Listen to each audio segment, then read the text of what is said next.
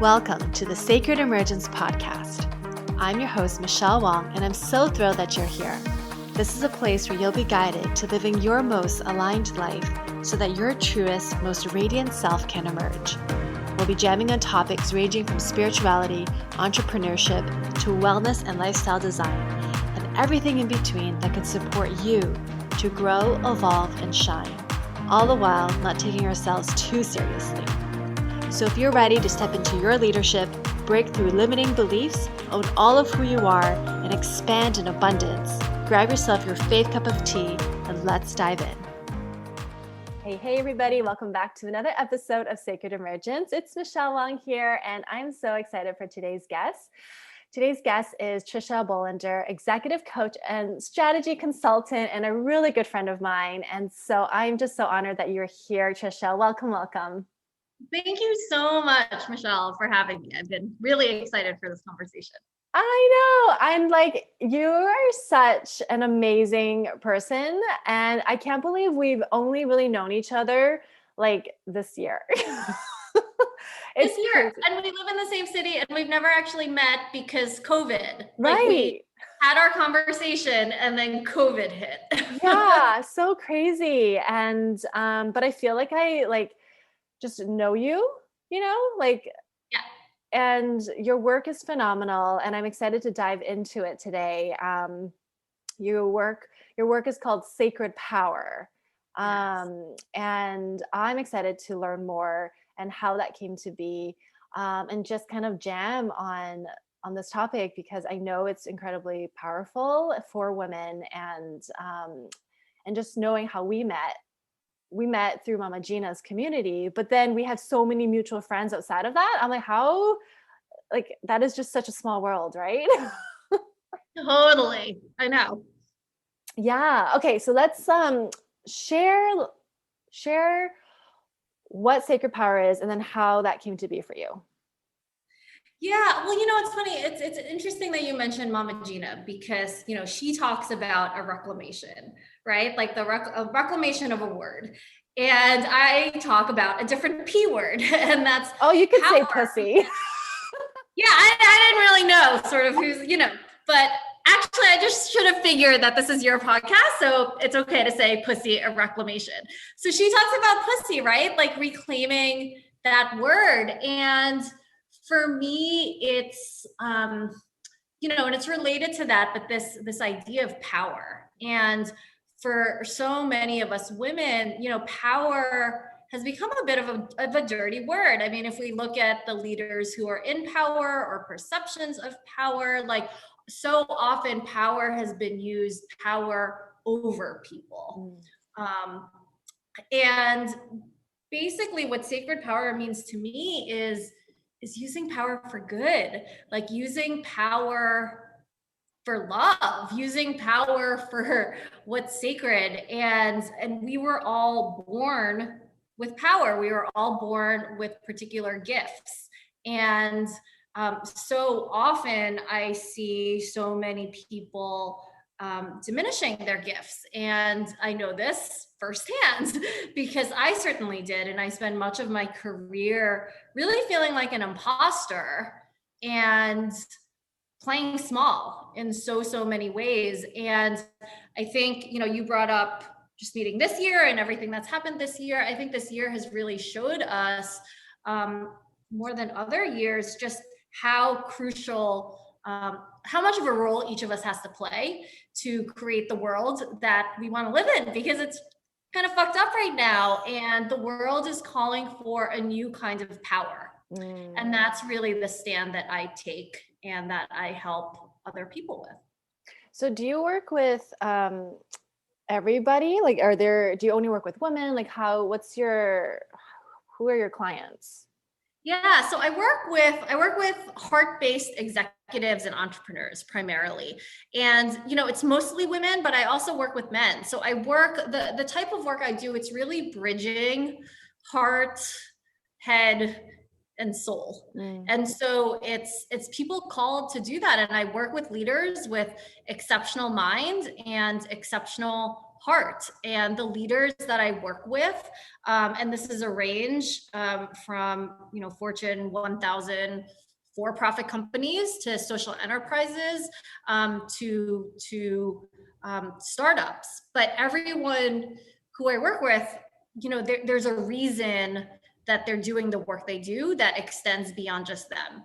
And it goes to making the world really a better place. And that's what inspires me to do the work. That's amazing. And as you were just talking about like who you work with, and I actually really appreciate, because I work primarily with women, not that I would say like, but I've done like human design readings for like everybody, right? But like actually, especially when it comes to power, I feel like I'm glad it's not exclusive to a gender. You know what I mean? That for you, especially because power is, especially with men, it needs to be redefined. Yeah. Yeah, Yeah. for sure. And it's funny because a lot of issues like imposter syndrome and things like that, there were things that I was struggling with. And my husband, who is white, able-bodied, heterosexual, all of that. I remember there was one conversation we had, and I had a huge aha. First off, I had a client who was male, and I was going into a coaching session with him, and I was feeling such imposter syndrome because I was like, oh my gosh, like, what do I have to say to him or help him with? And when we got to talking, so much of what he was experiencing, and he had just been promoted to the senior level team in his organization, but he was going through so much imposter syndrome stuff. And he was talking about feeling like, this is a quote from him, feeling like a little kid at the big person table, at the adult table. And I went home and I was like, wow, so white males feel like this? And my husband was like, oh, Trish, like, yes, everybody feels this way. And the reason why I think this is really relevant is that when we feel out of our element, or when we feel not good enough, we behave in ways that are not super helpful. And so whether that's diminishing ourselves, which is something that I do, or whether it's, acting super assertive and aggressive to like let people know that you're in power, which is what other people do, like it's still a result of not feeling completely authentic and confident in ourselves. And so I think that that's certainly something that cuts across both, men and women. Yeah. And also I feel with what you were saying, like there's a mask, like if we aren't feeling we could be ourselves, or there's some imposter syndrome like you were saying. And it's actually really cool to hear, like, I guess like one of the pieces is like when we feel like somehow we're not good enough, we can isolate ourselves and feel like we're the only ones that feel like that. Yes, exactly. Yeah. Exactly. So it's, I feel like the people who work with you, like they want to change, right? They want to transform and come from a more heart-centered place. So that's already amazing. Like the people that you attract. Yeah. And I think what's so, I think in this world that you and I are in, whether you call it self-improvement or development or whatever it is, it's very focused on women, which is great. And I just wonder what's the same thing for men, because that what you talk about, this feeling of, am I good enough? Am I worthy? Like that just cuts across. That's a human thing. That's not that's not limited to one gender. And I feel like for us, it's more okay to talk about that. But for men, not as much. And so, yeah, I'm really excited to work with both men and women. And I'm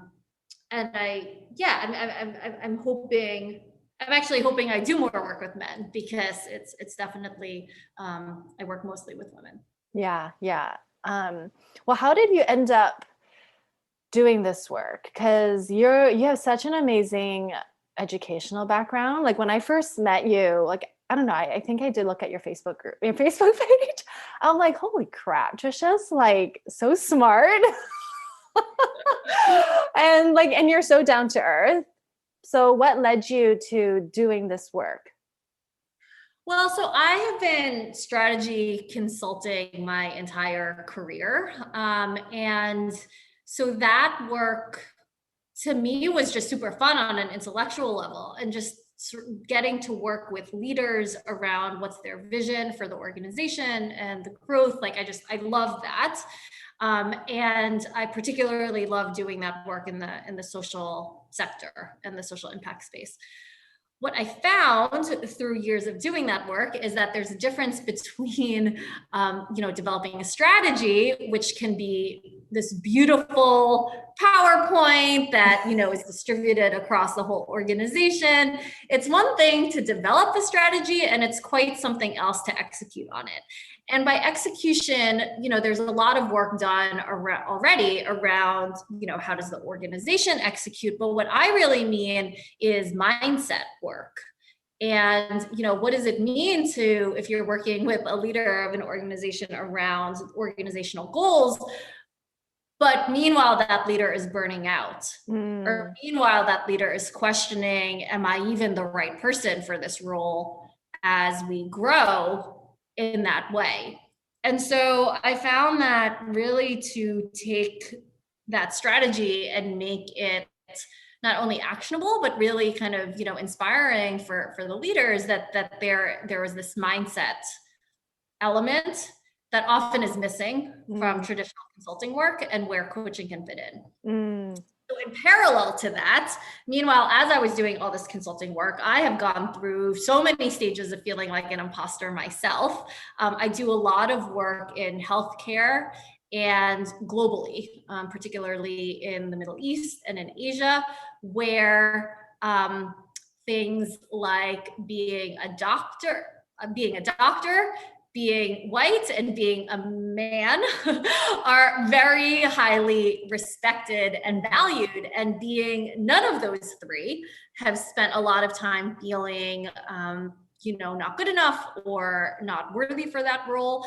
And so I've done a lot of work myself with coaches, and have just seen the transformational power of it. And so both of those really led me to want to become a coach.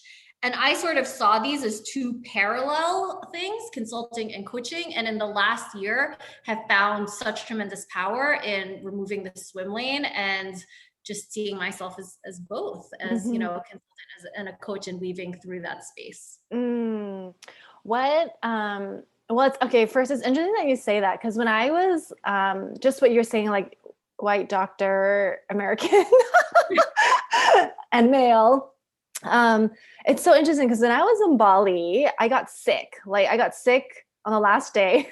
I was there for 2 months and I got sick, which is so crazy. I was supposed to fly out the next day, and like my body was like, no, you're not leaving. You're gonna vomit. But anyway, I actually didn't. Like it was a weird experience, and I ended up going to the doctor. And this doctor's clinic, I was like, they welcome like tourists and foreigners. So it's like a doctor, not like, I don't know, like they're holistic doctor. Like, you know what I mean? Yeah. It's so this woman comes in, and I think she's Indonesian. She's kind of petite. And then she's a woman. So I just asked her casually. I wasn't sure if she was my doctor or so someone else, like, who am I talking to? So I asked her, oh, are you my doctor? And she's like, yeah, I know I look like, she's just like, I know I look young, and I don't look like, she was just kind of like starting to say all the reasons why, and then she's like, so I actually have to work extra hard to prove myself. And I literally was just wondering if she was my doctor so I could start telling her what was going on. But that's like the pressure, yeah. So it's interesting, but I wanted to share that because that reminded me of that story when you were saying like, the ideal. And then for you, you're saying, okay, consulting and coaching. I've always wondered what the difference is.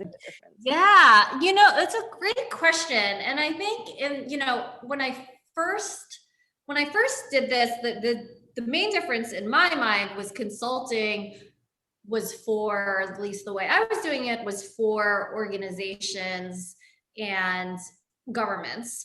So basically looking at a systems level, and then coaching was more for individual. Okay. But as I've been doing more of this, and quite frankly, breaking a lot of the rules that I was taught around coaching, which my inner rebel is just thrilled about, to me, it's more external versus internal. And so coaching, I see that as the inner work.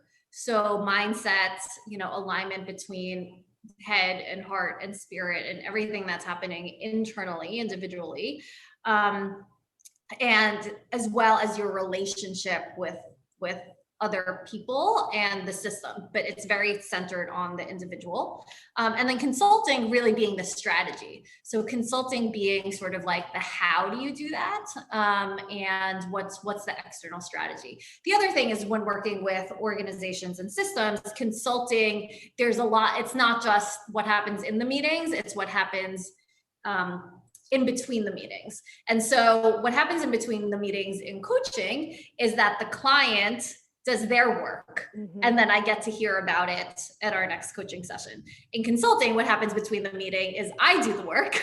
I do the research and the analysis and gather everything together and write the reports, and then I report out at the consulting meeting. And so it's really sort of, that's the difference. And that's why I think coaching is so powerful, because it's really empowering the client, versus consulting is more, here's the stack of everything. Oh, that's really funny. You're like, I do the work. You're right. As the consultant, that's hilarious. Oh my goodness.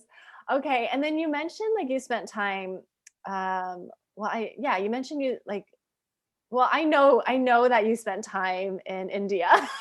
I did. Yes. And so how do you feel like that experience, or maybe it didn't, but did that experience translate to sacred power? Yeah, for sure. I mean, and the only reason I hesitate when I say yes is that, frankly, I mean, India has affected everything. India has affected my entire and influenced my entire life from and since India. So I met my husband in India. I pivoted from general consulting to specifically the social sector through my work in India. Just the best of my friends are from India.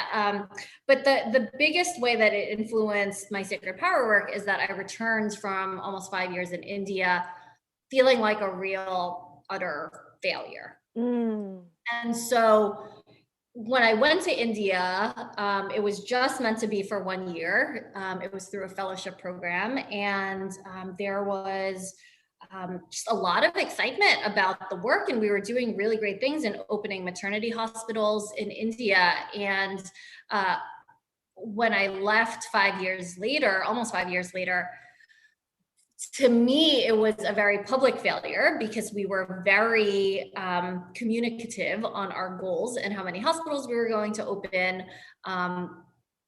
Publications like The Economist covered us and talked about our strategy, and it didn't come to pass.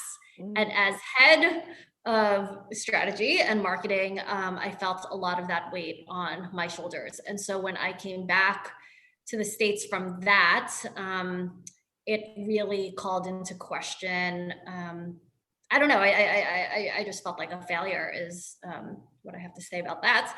And we can go into more of that, but I think it was this mix really of this feeling of professional failure, coupled with in the years after that, my challenge in having a baby and fertility challenges. And so on the personal realm, there was a feeling of being out of my power. And so it's really been in the last few years that I feel like, through that journey, which now in retrospect, I'm so thankful for, I had come to a lot of spirituality, mindset work, body work, really mindset, heart, and soul.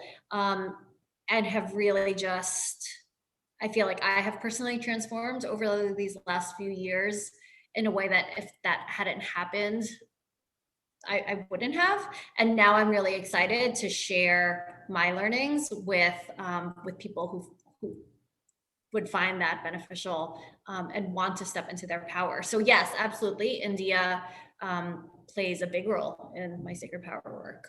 Wow. I just feel you so deeply as you were sharing that, because like, oh, like like that's such a huge, because just knowing you, and even like your, I would assume like your track record has been like top, right? Like to get into like the Ivy League schools, to get into like just the work and just the level of excellence you hold yourself to. I just already know that about you. Like we haven't really talked about it, but I just know.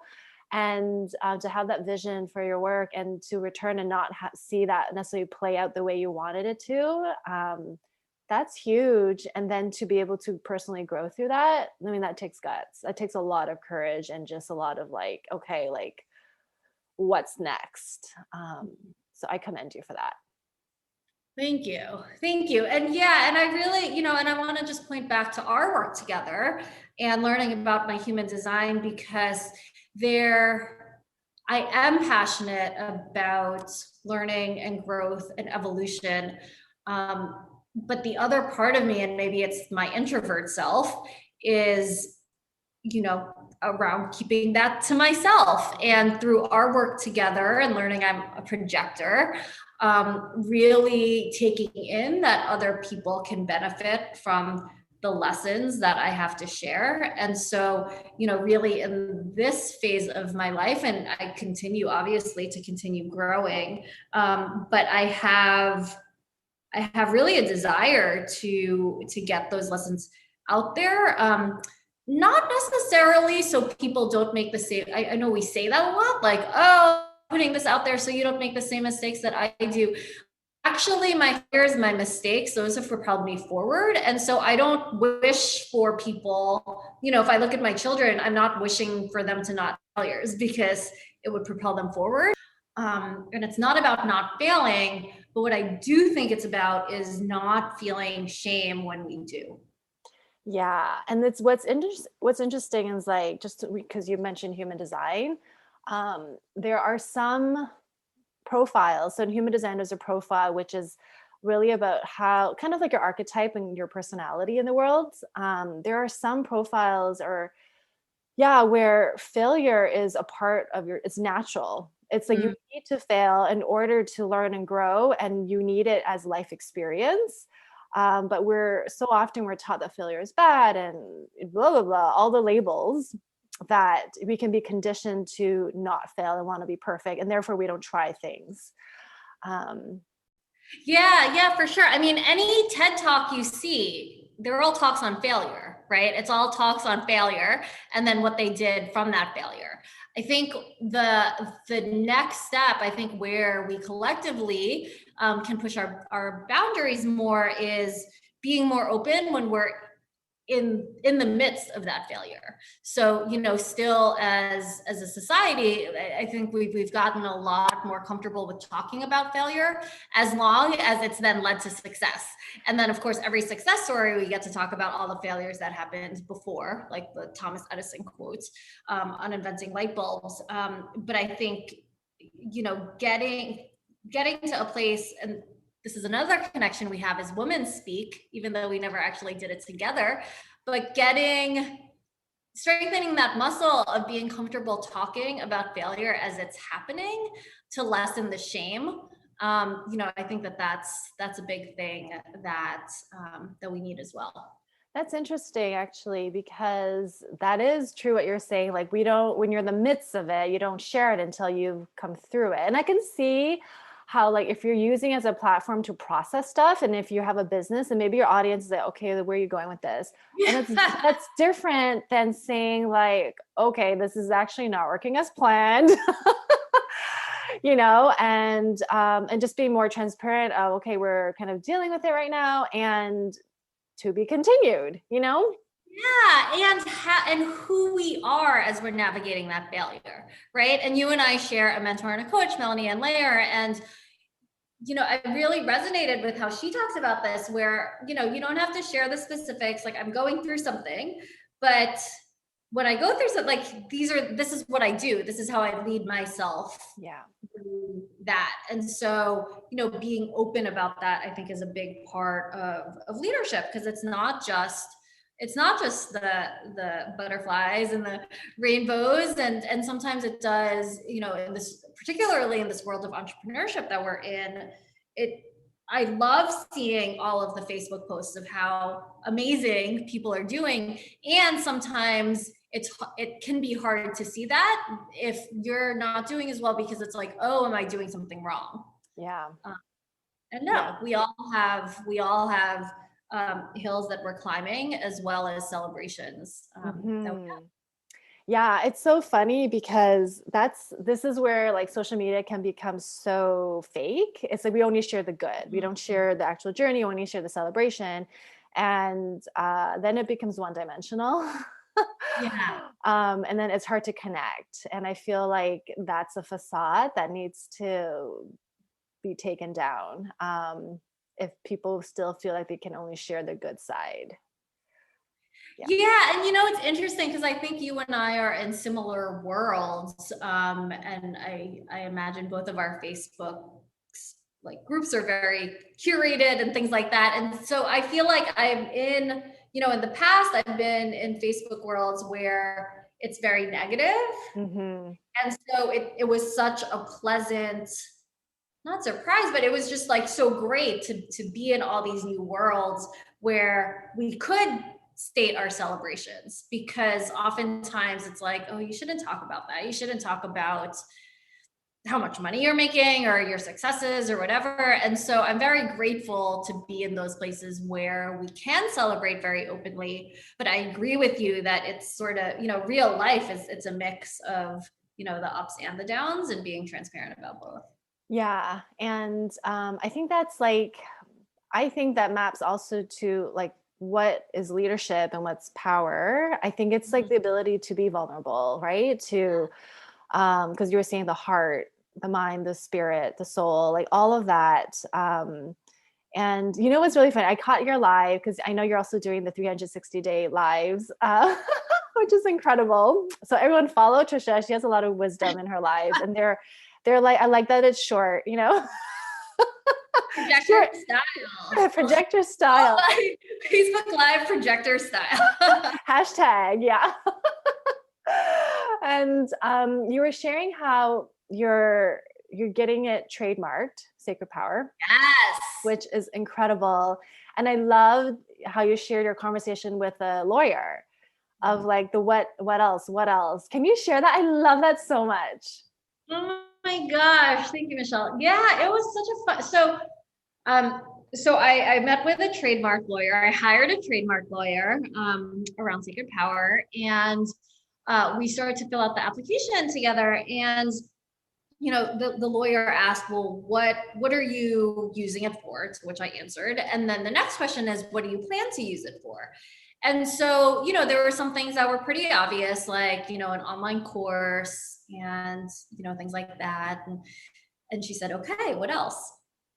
I was like, oh, I don't know, maybe an ebook, maybe a book. She's like, okay, what else? I'm like, maybe like a series of books, like Chicken Soup, for the soul type of thing. She's like, okay, what else? And I'm like, oh my gosh, like how long? Like, and the thing that's so funny is that each time I said something, it felt so edgy. And I kept thinking she would be like, hey now, like, okay, that's a little too much. Like, don't get too big for your britches or whatever. But like each time it was this like, okay, great. Like, what else? In the very like steadfast way that, it actually reminded me, Michelle, of spring cleaning. Yeah. Which is the opposite. It's like airing out our trash. Like, okay, what else do you got? Okay, what else? But it was like that, but for the good. And I was like, oh my God. And by the end of the conversation, I was so amped up. Like there were like t-shirts for Sacred Power, like planners and like all these things, like gratitude journals. And it was just so fun. And who knows what will become of that. But, my reflection there was how little space we give ourselves, or, I should talk for me. Like, even though I am in this world of personal power, like how little time I give myself to really not just dream big, but share with someone else what those big dreams are and how we need more of that.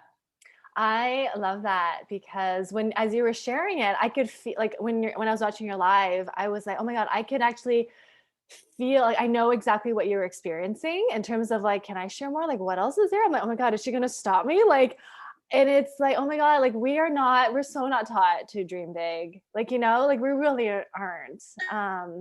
And so I love being able to experience that through you with your lawyer, who is like, I can imagine she does this with so many other people.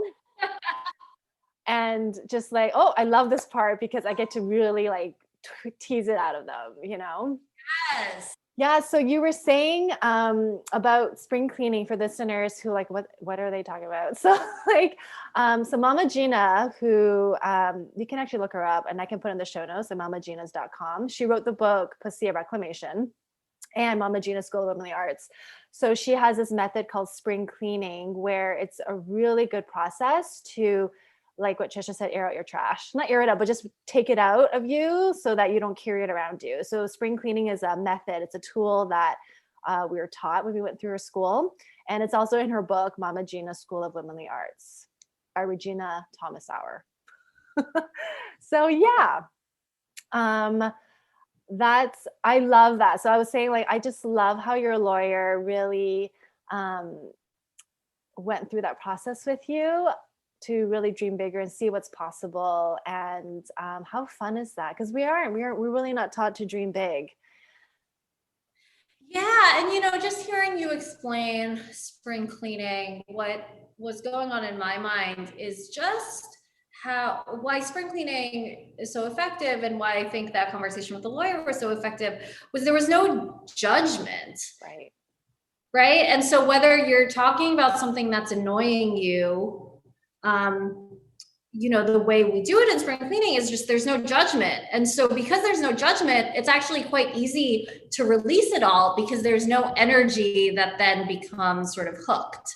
And so similarly, I think it's amazing how in brainstorming, there is energy that gets hyped up, but there was something also really powerful about her just being very steady and calm. Like, okay, what else? Okay, what else? Like just feeling like there was no judgment that it was too big or it's unattainable or, anything like that. Yeah, I love that. So I'm excited to hear how that goes. As it goes on. But I was like, oh my God, wouldn't it be so fun if you came up with like journals and like, I don't know, oracle cards. I know.